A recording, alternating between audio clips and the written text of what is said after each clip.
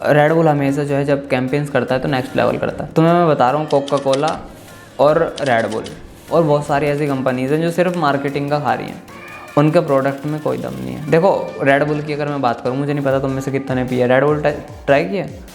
तो जिसने पिया, मैं पूरी उम्मीद के साथ कह सकता हूँ कि ये सबसे टेस्टीएस्ट ड्रिंक तो लगी नहीं होगी तुम्हें, है ना, पहली चीज़। दूसरी चीज़, ये सबसे हेल्थीस्ट ड्रिंक भी नहीं है ना, बल्कि जैसे मैं कोका कोला में कहता हूँ कि उसके तो जो हेल्थ पैरामीटर्स हैं वो नेगेटिव है, वो मतलब आपकी हेल्थ को मोर और लेस नुकसान ही पहुँचा सकते हैं, फ़ायदा तो कहीं नहीं दे सकते। रेड बुल से ज़्यादा अच्छा तो भाई मौसमी का जूस लगता है, लिटरली। तुम कभी ट्राई करना, तो मैं बता रहा हूँ यार, क्योंकि नॉन अल्कोहलिक बेवरेज है तो लोगों को वैसे ही पसंद नहीं है भाई। अल्कोहल तो चलो ठीक है, टेस्ट वाइज बुरा लगता है, बट लोग फिर भी कंज्यूम करते हैं क्योंकि वो तो जो है उसके असर पे पी रहे हैं उसको, कि भाई ये पीने के बाद असर होगा। इसमें तो असर भी नहीं हो रहा, फिर भी लोग पी रहे हैं। अच्छा, ये लोग बड़ा कहते हैं कि एनर्जी बूस्टर है, एनर्जी बूस्टर है।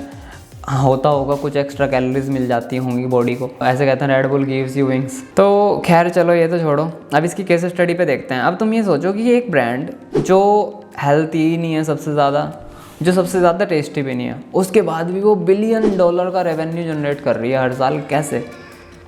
It's because of their marketing.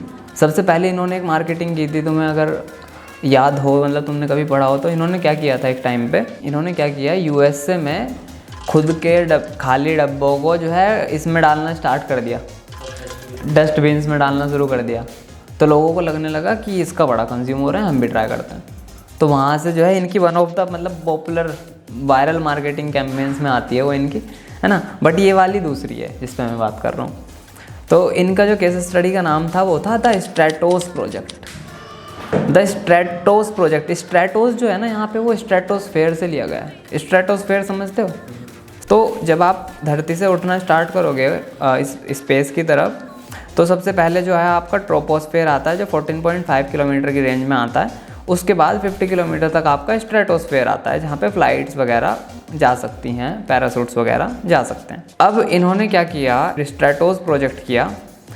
और इस स्ट्रेटो प्रोजेक्ट का क्या था कंसेप्ट, कि एक आदमी स्ट्रेटोस्फेयर में जाएगा और फ्री फॉल करेगा, वहाँ से कूदेगा। अब इन्होंने इसको बनाने के लिए, इस पूरे सेटअप को करने के लिए किसी एक मतलब कोई एक्सपर्ट होता है वो जो जंप करते हैं ये लोग, है ना, मुझे एग्जैक्ट ध्यान नहीं आ रहा क्या बोलते हैं इनको, बट इसमें पूरा का पूरा जो है $65 मिलियन का खर्चा किया है इस कैंपेन को तैयार करने में। इसके बाद अब तक का इतिहास में ऐसा, आई थिंक सो फार जो मुझे पता है, कि पूरे हिस्ट्री में ये जो है ना लाइव स्ट्रीम किया गया था और 8 मिलियन लाइव लोग जो है इसे लाइव देख रहे थे, है ना। तो अब तक की हिस्ट्री में यूट्यूब पे इकलौती ऐसी स्ट्रीम है जिस पे 8 मिलियन लोग एक साथ आए हैं, हाँ लाइव, ठीक है।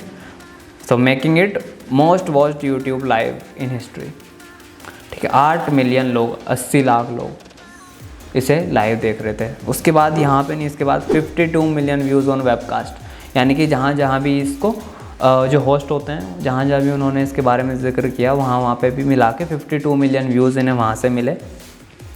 उसके बाद 70 टीवी स्टेशंस पे इसको दिखाया गया, 70 टीवी स्टेशंस पे इसको दिखाया गया।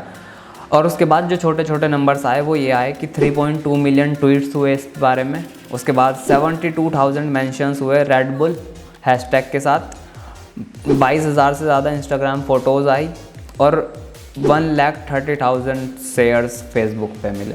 जितनी भी इन्हें पब्लिसिटी मिली, तो जब इन्होंने जो एस्टिमेट निकाला, इन्हें जो है इतनी पब्लिसिटी अगर करनी पड़ती, पेड एडवर्टाइजमेंट या लोगों के होर्डिंग्स रेडियो में जाके, तो इन्हें $1 बिलियन खर्चने पड़ते हैं इस पब्लिसिटी के लिए। वो नंबर्स जो पीछे हमें मिले हैं इन्हें $67 मिलियन लगा के, वो नंबर्स अगर इनको सीधा पेड एडवर्टाइजमेंट या लोगों के पास जाके उनके रेडियो में फ़ीचर होना, टीवी पे फ़ीचर होना, ये सब करना पड़ता, तो देन इसको पाने के लिए इन्हें $1 बिलियन खर्चने पड़ते हैं, है ना। But they made it in $67 million.